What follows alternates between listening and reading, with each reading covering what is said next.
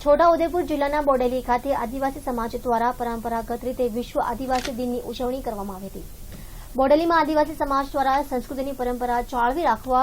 ઢોલ નગારા અને ટીમલીના તાલે ઝૂમતા જઈ રેલી કાઢવામાં આવી હતી, જ્યારે વૈષ્ણવવાડી ખાતે રેલીનું સમાપન કરી સભાના રૂપમાં ફેરવાઈ હતી, જ્યાં સમાજના આગેવાનો દ્વારા તેઓના મૂળ હકો જળવાઈ રહે તેવી માંગણી સરકાર સમક્ષ કરવામાં આવી હતી। 1994 થી વિશ્વ આદિવાસી દિન તરીકેની ઘોષણા સમગ્ર વિશ્વમાં રહેતા આદિવાસી ભાઈઓ બહેનો માટે તેઓની મૂળ સંસ્કૃતિ જળવાઈ રહે, જળ જંગલ જમીન પહાડો એમનું જે મૂળ જંગલના માલિકો છે, આ દેશના મૂળ નિવાસીઓ છે, એ પરંપરા જળવાઈ રહે એટલા માટે વિશ્વ આદિવાસી દિનની ઘોષણા કરવામાં આવેલ છે। અમારા છોટાઉદેપુર જિલ્લાની અંદર બોડેલી મુકામે અમે અગાઉ સામાન્ય પાયે જે સભાઓનું આયોજન કરેલ, પરંતુ આ વર્ષે અમે અમારા જે નવયુવાનોની લાગણીને વશ રાખીને અમે વશ થઈને આજ રોજ રેલીનું પણ આયોજન કરેલ છે। હવે પછી અમે દર વર્ષે આ પ્રમાણે અમારા સમાજની અંદર જે અમારા રૂઢિરિવાજો છે, રીત રિવાજો છે, એ જળવાઈ રહે, એનું પાલન થાય, એ જાગૃતિ આવે એટલા માટે અમે વિશ્વ આદિવાસી દિન નિમિત્તે રેલી અને આજરોજ સભાનું પણ આયોજન કરીએ છીએ। જય આદિવાસી! છોટાઉદેપુર જિલ્લાના સમસ્ત આદિવાસી સમાજ ગુજરાત રાજ્યના કારોબારી તરીકે છેલ્લા 3 વર્ષથી બોડેલી મુકામે આદિવાસી દિવસની ઉજવણી વિશ્વ યુનોએ જાહેર કરેલો આ દિવસ છે અને આદિવાસી સમાજની સંસ્કૃતિ જળવાઈ રહે અને આદિવાસી સમાજને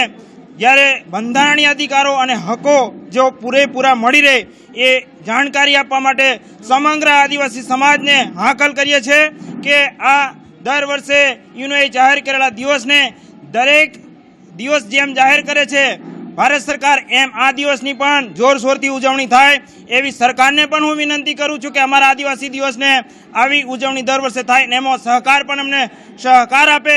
એવી વિનંતી સાથે હું છોટાઉદેપુર જિલ્લાના આદિવાસીઓ વતીથી વિનંતી કરું છું। અને આ દિવસે જાહેર રજા અને સમગ્ર સમાજ આમાં ભાગ લે, વારંવાર રાજ્યપાલશ્રીને પણ રજૂઆત કરેલી છે, છતાં પણ આ દિવસને અમને થોડું અરમાયું અને તોછડું વર્તન રાખે છે, તો એ સરકાર આ બાબતે સાંભળે અને ખાસ કરીને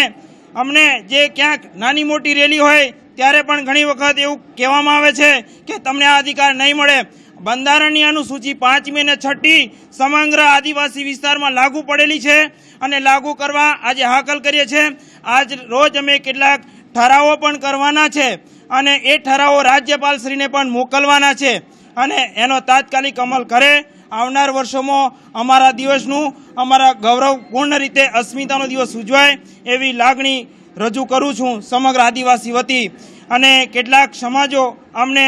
હજુ પણ આદિવાસી તરીકે ઓળખે પણ અમે મૂળ નિવાસી છે। બીજું અમારો આદિવાસી ધર્મ કોડ જે 7મો છે, આજના આવેદનપત્રમાં એ પણ જણાવેલું છે કે શાળાના લિવિંગ સર્ટિફિકેટમાં 3જા નંબરનો મુદ્દો જે અમારી પેટા જ્ઞાતિ અને નાતી એ પણ સમાવેશ કરે એવી પણ સરકારમાં રજૂઆત કરવાનો છું।